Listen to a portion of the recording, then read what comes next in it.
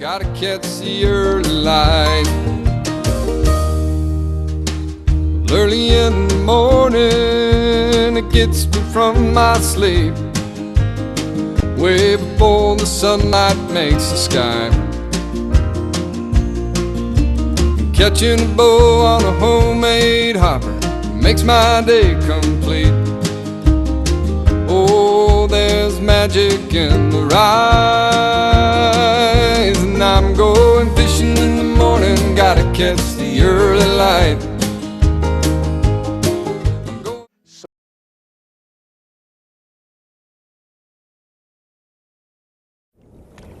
Here in the fall, on the river, we get down towards evening, you'll want to look at learning to throw streamers. And streamers are one of my passions.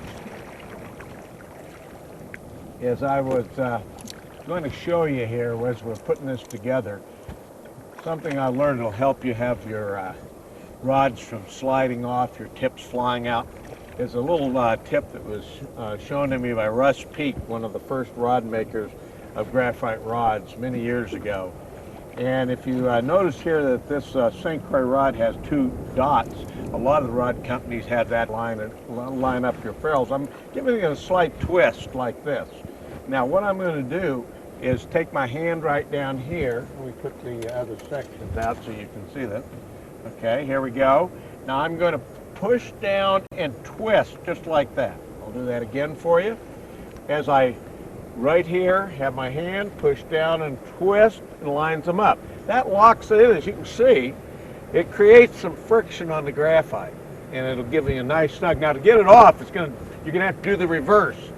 Twist and pull down, and it'll come off. But that'll save having a tip go flying off. And it's really nice when you have these little markers, because you kind of offset it. If you notice this guide's kind of offset, push it down. And especially on a rod like this, a streamer rod, you're going to have that happen because you're throwing bigger flies and giving a lot more action than on a lighter rod.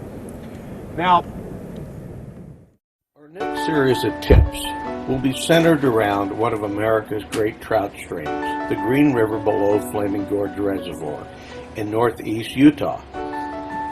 It is one of the most prolific trout streams in the world and one of the best for fly fishermen because of the great variety of different types of trout. Browns, rainbows, cutthroats, brook trout, lake trout, little of everything is in this river. And it's a delight to fish because the temperature of the river remains constant year-round. It's one great big spring creek. And the beauty about it is you can see most of the fish.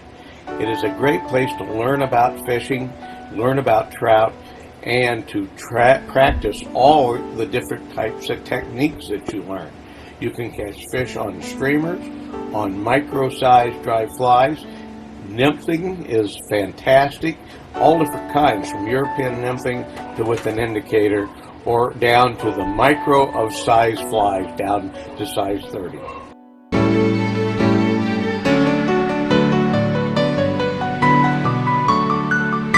And it's a great place to hone your fly fishing skills.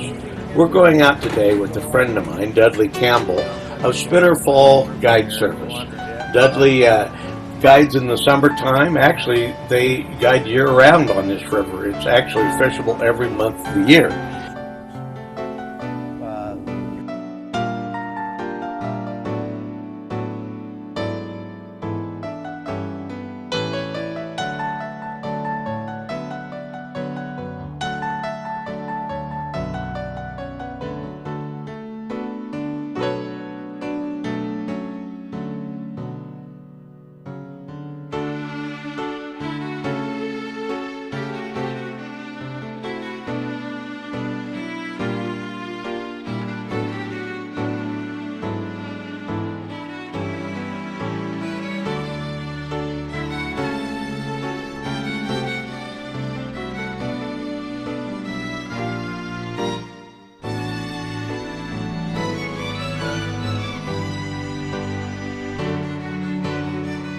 First you gotta get started, of course, is a good hat. I'm a baseball hat type of guy.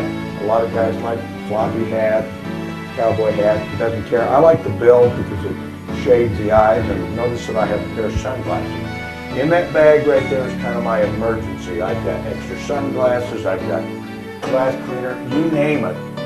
Not medicines, but just general things that might help you out being out there. But also got about 3 or 4 granola bars. And that's helpful in case the shuttle misses you or something happens that you might be left without some food. So I kind of keep that. Now obviously if I'm going to do a lot of walking, that's not something that I would carry except maybe in the car. Today we're going to be floating, and we do a lot of floating in the West, and that, in fact, there's floating everywhere. There's little airport I've gone, there's a chance that you can go on a float trip. I had a fabulous float trip in Africa. So I don't care where you go, you're in the outdoors, and you should be prepared. Obviously a saltwater trip's going to have a little bit different preparation, but if you end up in the water, even in the Caribbean, you're going to get cold. Fleece is absolutely very important to the fly fishing. Let's first talk about the layering system. This is a pair of both a top and a bottom of Sims polypropylene. They're synthetic underwear in various thicknesses. Now right now, this is the lightest one they make. They make a medium, all the way up to a heavy, which is really just a fleece pant. And that's what I've got on right now. It is fall, it is the first week in November. It's going to be about 55 to 60, but I'll guarantee you it can change so quickly here. I've seen a drop of 30 to 40 degrees and snowing from 65 degrees, and not just in November. I've seen it in September. So you got to prepare yourself. I have the